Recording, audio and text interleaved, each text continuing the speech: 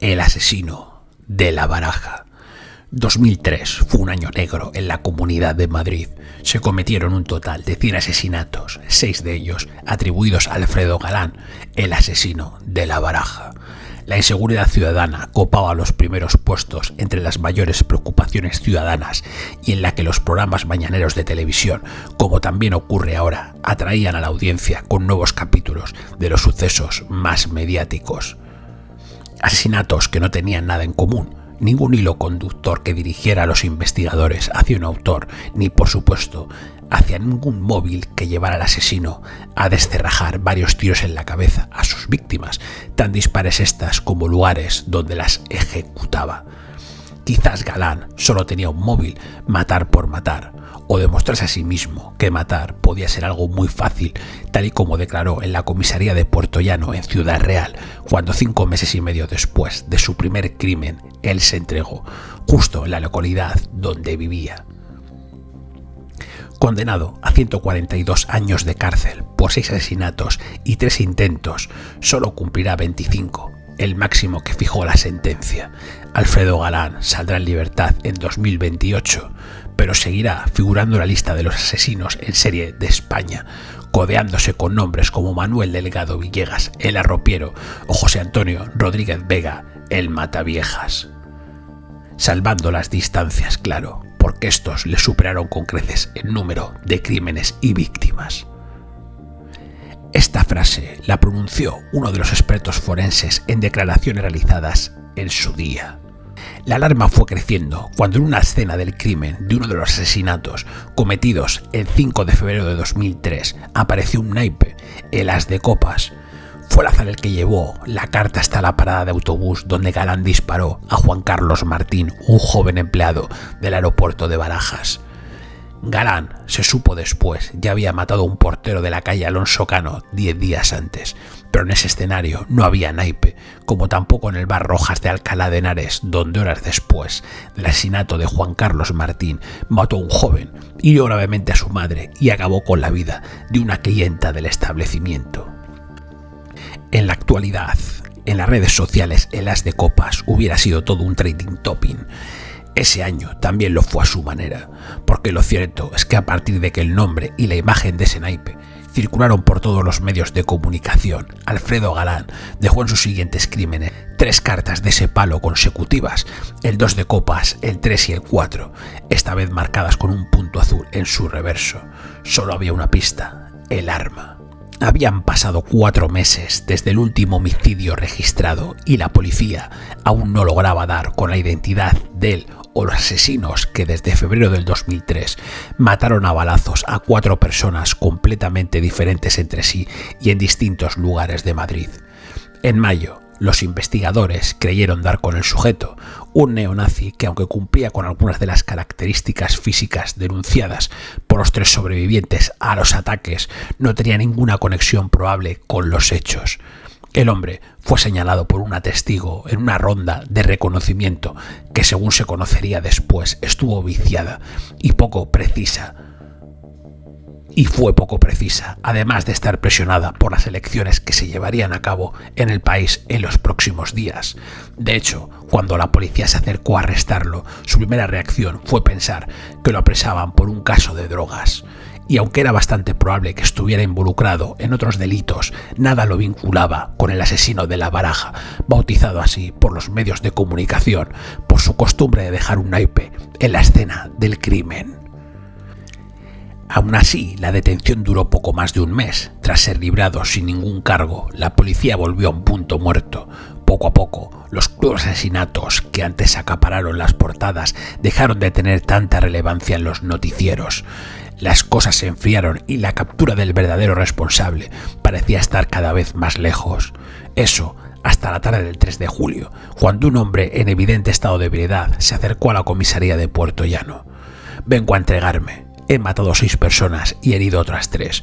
Con esas palabras, Alfredo Galán, un exmilitar de 26 años, se confesaba como el asesino de la Baraja. Al entrevistarse con la policía, el hombre se adjudicó los 5 homicidios investigados, más uno sucedido en enero de ese año y que hasta entonces no le había sido conferido. Entre los detalles que entregó Hubo un dato crucial que no salió en la prensa y que solo lo conocían los investigadores y el homicida. Los naipes dejados en la escena del crimen estaban marcados en el centro con un punto hecho con lápiz azul. Hasta el 2003, la vida de Alfredo Galán había sido relativamente común.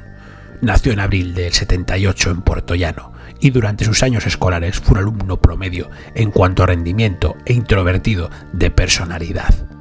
En 1998 ingresó al ejército, donde incluso alcanzó el rango de cabo primero en la división acorazada Brunete, perteneciente al regimiento de Asturias.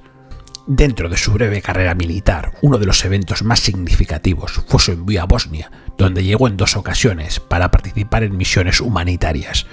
Según comentaron algunos de sus compañeros en la milicia, Galán esperaba tomarse unas vacaciones cuando su batallón fue llevado a cubrir la catástrofe del Prestige en Galicia, con el fin de contribuir en la limpieza de Chapapote. Fue allí donde, tras robar el auto de una mujer y provocar un conflicto con su superior, fue enviado al Hospital Central de la Defensa Gómez Ulla de Madrid. Allí le diagnosticaron neurosis y ansiedad. Los doctores le dictaron un tratamiento que tenía como contraindicación el consumo de alcohol. Aún así, Galán no estuvo dispuesto a dejar la bebida. Pasó poco tiempo para que fuera dado de baja oficialmente, en marzo de 2003. Mismo mes en que comenzó a trabajar como guardia de seguridad en el aeropuerto de Barajas, consciente de que sus posibilidades de mejorar la relación con su superior eran muy bajas. Para cuando concretó su primer asesinato, el viernes 24 de enero, todavía figuraba como miembro de las Fuerzas Armadas. La víctima fue el conserje de un edificio, al que mató con un tiro en la cabeza, todo en presencia de su hijo de apenas 2 años. Hay otro dato clarificador. A la hora de comenzar su carrera delictiva, todavía asistía a tratamiento psiquiátrico en el hospital. El 5 de febrero fue uno de sus días más violentos. Tras atacar a un hombre en una parada de autobuses cercana al aeropuerto, entró a un bar ubicado en Alcalá de Henares y, sin decir palabra alguna, disparó contra varias personas. Las balas alcanzaron a un joven de 18 años y a una mujer de 57. El muchacho era el hijo de la dueña del local, que sobrevivió tras esconderse debajo de la barra del bar. Galán declaró que ese día, y luego de cometer 3 asesinatos, asistió a una cita con el psiquiatra. Se jactó de que el profesional no se enteró de nada. Ese día fue particularmente decisivo en su historia, pues en la escena del crimen de la víctima, del paradero, se encontró un as de copas. Muy pronto, los medios de comunicación comenzarían a entablar una serie de teorías sobre la relevancia de la carta, que estaba ahí por mera casualidad. Pero la importancia que el ojo público puso sobre el detalle impulsó al exmilitar a comenzar a plantar naipes en sus próximos asesinatos como un sello personal. El informe realizado por el psiquiatra forense fue categórico. Luego de entrevistarse cerca de 5 horas con él, la conclusión final fue que Alfredo Galán era una persona completamente imputable. Aunque sí se diagnosticó un trastorno de la personalidad, la conclusión fue que distinguía perfectamente el bien del mal.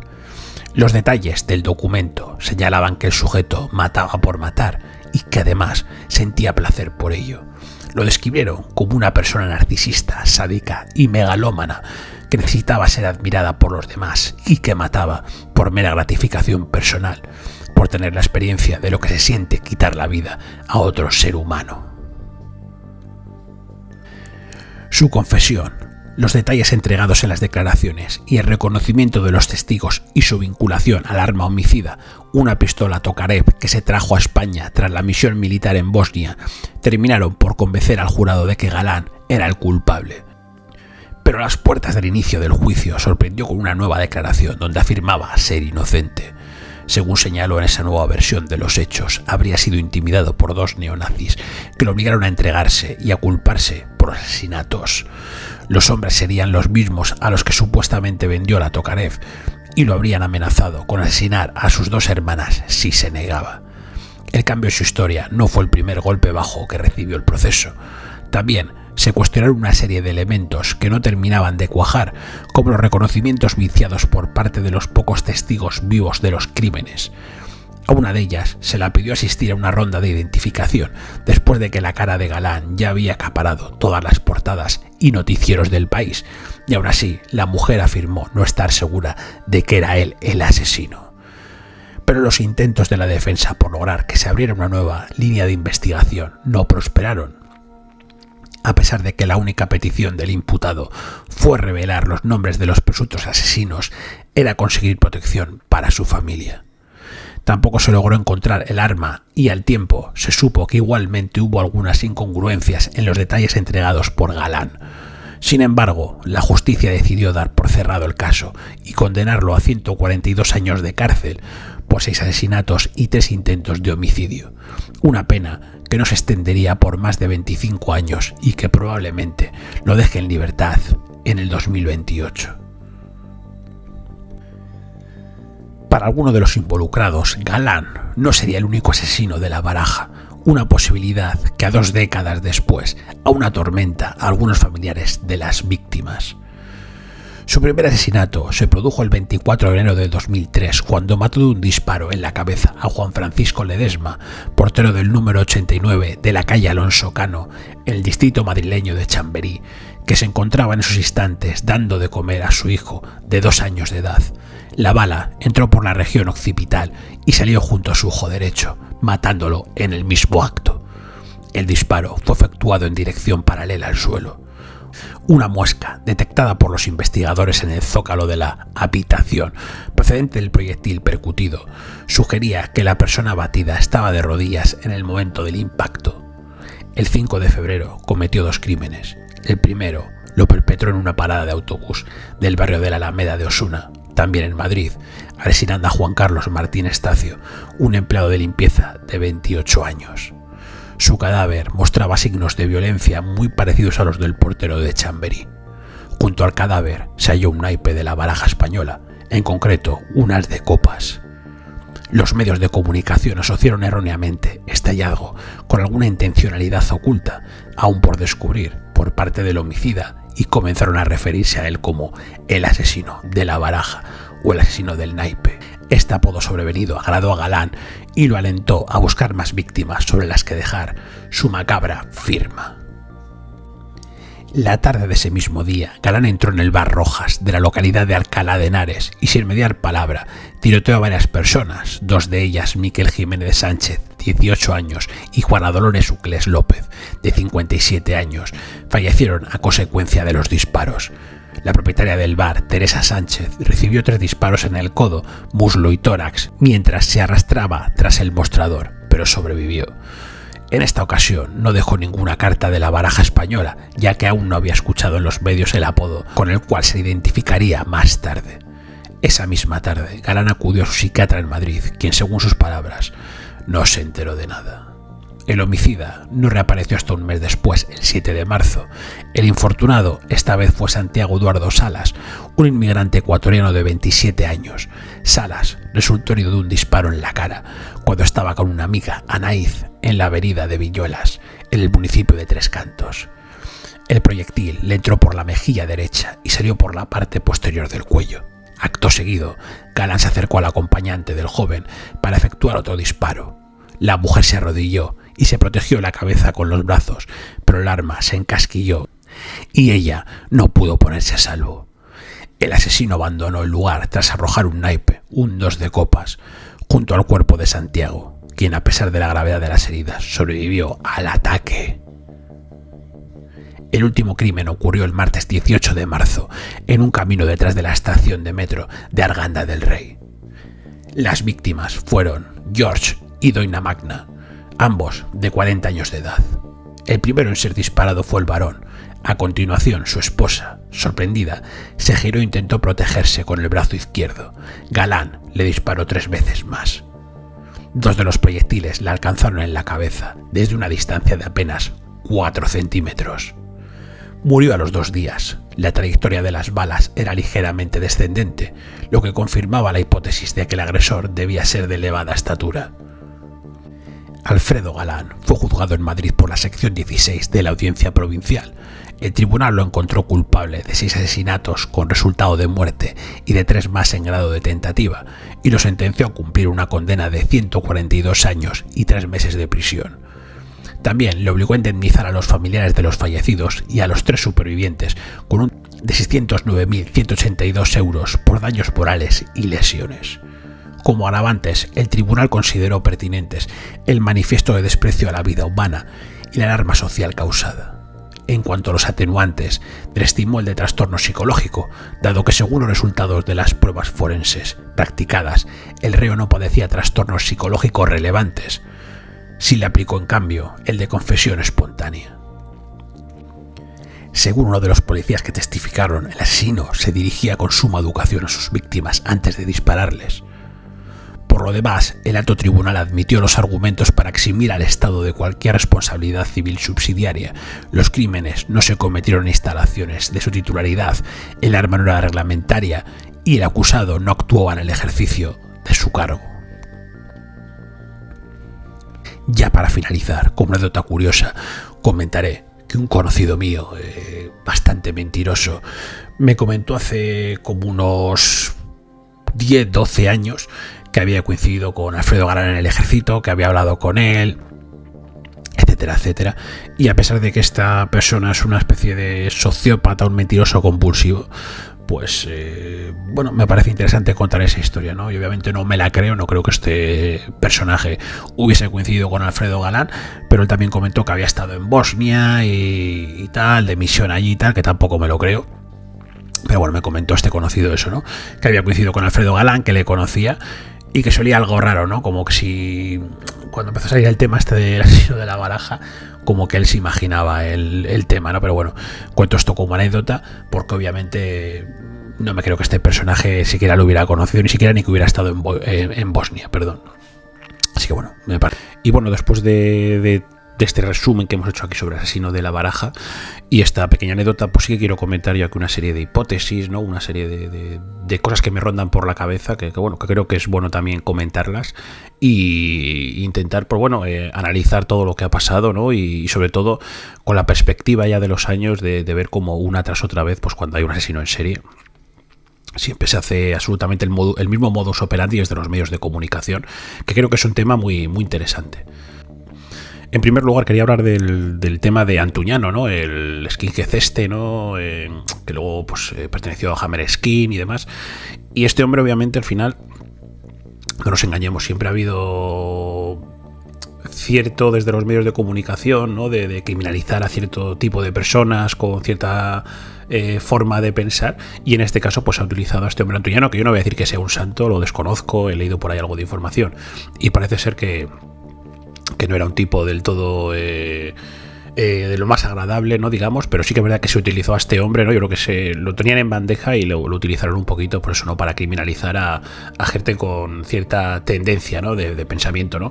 Y en este caso este hombre, pues en principio, a pesar de que había ya desde varios investigadores, ¿no? De la policía creo que era, que decían que este hombre ya estaba descartado como el asesino de la Baraja, se le decidió detenerle y tal, que claro, este hombre sea un santo, ¿no? El San Benito de ser el posible asesino de la Baraja, eso no se lo quita a nadie a este hombre, ¿no? Por lo menos a su familia, ¿no? Dejando un poco de lado todo lo que haya hecho después, o lo que sea, ¿no? Su vida delincuencial o lo que sea, pero aún así, como decía él, ¿no? Es decir, a mí podéis meter cualquier otra cosa, pero en un asesinato porque yo no he matado a nadie, ¿no? Eso decía el bueno de Antuñano. ¿Qué pasa? Que luego también, aparte de eso, de que se utilizó con temas políticos y demás, etcétera, etcétera, para unas elecciones, no sé si eran municipales o algo así en Madrid. Y luego, aparte de eso, pues imagino que luego el abogado del asesino de la Baraja, el supuestamente el real, ¿no? Utilizaría esto seguramente pues para decir, oye, mira, vamos a aprovechar esto, y a pesar de que se ha entregado y él ha dicho que era el asesino, ¿no? Y que dio una serie de detalles que solamente conocían los investigadores y no se sabían los medios de comunicación, pero sí que es verdad que luego dirían, oye, mira, para intentar bajar la pena o para crear ahí un poquito de tal, ¿no? Tú di que te obligaron ahí una serie de... Creo que decía que le habían obligado a dos skinheads, que si no habían amenazado a sus hermanas o algo así y tal. Obviamente el abogado vio esa oportunidad o lo que sea, o alguien le dijo que tenía que decir eso al abogado y que igual le quitarían algo de pena o lo que sea, o estaría un poquito mejor en la cárcel, o no lo sé, ¿no? Pero obviamente por eso luego se aprovechó eso y dio esa versión. Eso es mi forma de pensar, pero bueno, obviamente se utilizó, como se hace siempre de los medios de comunicación, siempre para criminalizar algo o para llevar la atención a algo, ¿no? Que eso va un poquito ligado también con el tema de cómo se utiliza la alarma social, ¿no? Siempre que hay un asesino en serie, siempre que pasa algún atentado o alguna cosa, siempre se crea una alarma social, ¿no? Como en este caso, ¿no? Joder, el asesino de La Baraja creó una alarma social increíble, etcétera, etcétera. Claro, si los medios de comunicación están creando miedo a un tío que se ha cargado a 6 personas, son unas cuantas, ¿no? Suponiendo que haya sido el asesino de todas. Pero estábamos hablando de que por aquellas fechas había una tasa de homicidios increíble en Madrid. No me quiero ni imaginar la que habrá a día de hoy, ¿eh? No me quiero ni imaginar, que seguramente será más elevada. Y si no, de navajazos, etcétera, etcétera, porque Madrid es mucho más insegura que en la época del asesino de La Baraja, ¿no? Y estaba quedando una alarma social por un tío que se había cargado a 6 personas cuando morían, no sé cuántas personas eran, no sé, un montón de gente, ¿no? Ahora no tengo los datos aquí, ¿no? Y se creaba esa alarma social, ¿no? Claro. Si tú a la gente no le cuentas que hay un asesino en serie y tal, no se crea ninguna alarma social, a pesar de que sigue muriendo gente, ¿no? Que no hay un asesino en serie, ¿no? Pero los medios de comunicación son siempre así. Cuando se crea una alarma social, siempre es para lo mismo. Los medios de comunicación, ya sabemos quiénes están detrás de ellos, utilizan siempre estas cosas para que entreguemos nuestra libertad a cambio de una falsa seguridad. Ellos nos generan el problema. Hay una inseguridad, nos ponen el foco, luego a la semana siguiente, a los 15 días, nos hemos olvidado del asesino de La Baraja y ya no hay alarma social, pero siempre hacen lo mismo para que de alguna manera les entreguemos nuestra libertad para tener una supuesta seguridad que luego ni siquiera te la dan, ¿no? El poner cámaras de seguridad por todos los lados, etcétera, etcétera, que luego cuando ocurre algo que no interesa, pues nunca aparecen imágenes, ¿no? Falla la cámara o tal, pero eso sí, para poner multas y demás, para eso siempre funcionan las cámaras. Entonces, no nos equivoquemos que desde los medios de comunicación esto se hace desde siempre. Si hay una especie de asesino que se carga a mujeres, pues meten algo de violencia machista para machacar al hombre. Si es no sé qué tal, pues lo manipulan, lo retuercen y tal. Y con el asesino de La Baraja, obviamente, se hizo algo parecido porque hubo muchos temas, como digo, ¿no? Lo del antuñano que le acabaron deteniendo a pesar de que sabían que no era él, esa especie de rueda de reconocimiento viciada, ¿no? Donde la mujer está, pues después de haber visto la foto del asesino de La Baraja, pues dijo que era él, no Alfredo Galán, y tal, dijo que era él. Entonces hay una serie de cosas que no funcionaron del todo bien, pero bueno, es lo de siempre, ¿no? Al final, otra teoría que no descarto tampoco es el tema de cómo los medios de comunicación utilizaron un poquito el tema, entre comillas, MK Ultra, ¿no? Obviamente lo del MK Ultra yo creo que es algo ya que nadie puede discutir, ahí están la información. Y quizás este hombre se cargó a una persona o dos, no tenía intención de cargarse a más, pero claro, de repente le ponen ahí un naipe, empiezan a decir así, no, de La Baraja, a meter cizaña y tal a un tío pues que no estaba tampoco bien psiquiátricamente. Y quizás de alguna manera, es una hipótesis, una bobada seguramente lo que estoy diciendo, pero quizás de alguna manera se hizo un experimento con este hombre y se le dijo, oye, vamos a ver qué pasa aquí con esta persona, vamos a poner aquí un naipe o lo que sea, vamos a darle mucho énfasis a esto y a ver qué pasa, ¿no? Y de repente resulta que en esta hipótesis, pues este hombre luego, oye, se viene arriba, ve que es un tío que tiene cierta fama, ¿no? Que puede ser un gran asesino en serie español, y se empieza a cargar a más gente y empieza a poner más naipes, ¿no? Eso o había otra persona detrás poniendo naipes, ¿no? Pero quizás lo que estoy diciendo es una gilipollez. Y quizás Alfredo Galán, pues sí que será asesino de La Baraja. Y bueno, pues lo de la carta fue una casualidad y luego él siguió haciéndolo, ¿no? Pero sí que es verdad que esto daría para debatir mucho sobre el tema, sobre este hecho en concreto, ¿no? Estos asesinatos, si son todos si le han metido algunos, si le han manipulado desde los medios de comunicación, si venían manipulado de antes, ¿no? Nunca lo sabremos, pero desde luego que esta gente siempre es raro, ¿no? Que alguien le dé por hacer eso, ¿no? De ejecutar a gente y demás, y que luego de repente se ponga el foco, porque gente se ejecuta todos los días desaparece gente, todos los días se ejecuta gente, pero solamente se pone el foco en unas pequeñas cosas, y en este caso le tocó al bono de Alfredo Galán. ¿Es asesino de La Baraja real? Seguramente sí. Que pueda ser un cabeza de turco, un pringao al que le han metido el marrón y se lo ha comido por el motivo que sea, o que de alguna manera le han manipulado y le han dado tanta vidilla al tema en la televisión, etcétera, etcétera, que el hombre luego se ha venido arriba o tal, o han hecho algún tema de experimento MK Ultra con él de alguna manera, pues nunca lo sabremos, pero bueno, ahí está, y la verdad que es un caso muy interesante. A mí siempre me interesó por eso, ¿no? No solamente por los hechos en sí, sino por luego todo lo que había detrás, ¿no? Y demás. y todo lo que daría para debatir este hombre. Pues sí que es verdad que remarcaron mucho todo el tema ese de la alarma social, ¿no? Y a mí eso es lo que más interesante me parece, y solo hay que investigar y ver cómo con cada asesinato que hay, o asesino en serie o lo que sea, siempre luego hay detrás una ley o hay una serie de propaganda y tal, que siempre va en contra de los mismos, de la ciudadanía, ¿no? Así que nada, señores, pues con esto ya acabamos. Lo que he comentado es una serie de hipótesis. Para mucha gente será una gilipollez, seguramente será una gilipollez lo que acabo de comentar, pero me parece interesante ver un poquito también lo que hay detrás, ¿no? De un tío que va ejecutando a gente, ¿no? Y tal, oye, pues le metió un tiro y le atravesó un ojo y tal. Bueno, que al final, pues siempre estas cosas hay que hacerlas un poquito con respecto a las víctimas, que al final son los principales perjudicados de todo esto, ¿no? De estos asesinatos, ¿no? Y lo último que hay que hacer es intentar vanagloriar o la figura de estos personajes que se cargan a gente, pues poner en un pedestal o algo de eso, porque son gentuza realmente, ¿no? A pesar de que hay casos en los que yo creo que a asesinos en serie les meten asesinatos que no tienen nada que ver con ellos, ¿no? Y si se los quitan de encima, pues de alguna otra persona, ¿no? Pero bueno, lo único que se puede hacer es, por ejemplo, a este hombre o al mataviejas o lo que sea, pues decir, este es un tío cojonudo, joder, qué tío más interesante, porque al final no es así. Obviamente tienen estos asesinos vidas interesantes detrás porque han hecho algo que ha conmocionado a la población, digamos, pero son seres, son infraseres realmente, ¿no? Así que lo último que se quiere hacer con estos programas es el vanagloriar a estos personajes, ni mucho menos, pero sí siempre es bueno intentar manejar hipótesis y pensar y decir, oye, a ver, ¿qué ha pasado aquí con esto? ¿Por qué este crimen en concreto tiene todos los medios encima y por qué este no? Porque hay víctimas de primera división y víctimas de cuarta regional, y por qué se pone el foco en una cosa y no en otra. Y en este caso, pues que se haya puesto tanto el foco en el asesino de la Baraja, yo creo que si nos vamos a la época y demás, veremos que hay cosas muy interesantes al respecto. Así que nada, señores, con esto ya dejamos aquí este reportaje de Alfredo Galán, el asesino de la Baraja. Lo que digo siempre, señores, coméntenme si les ha gustado el me gusta y demás, y nada, señores, suscríbanse si no están suscritos, que seguiremos haciendo más programas de calidad. Un saludo.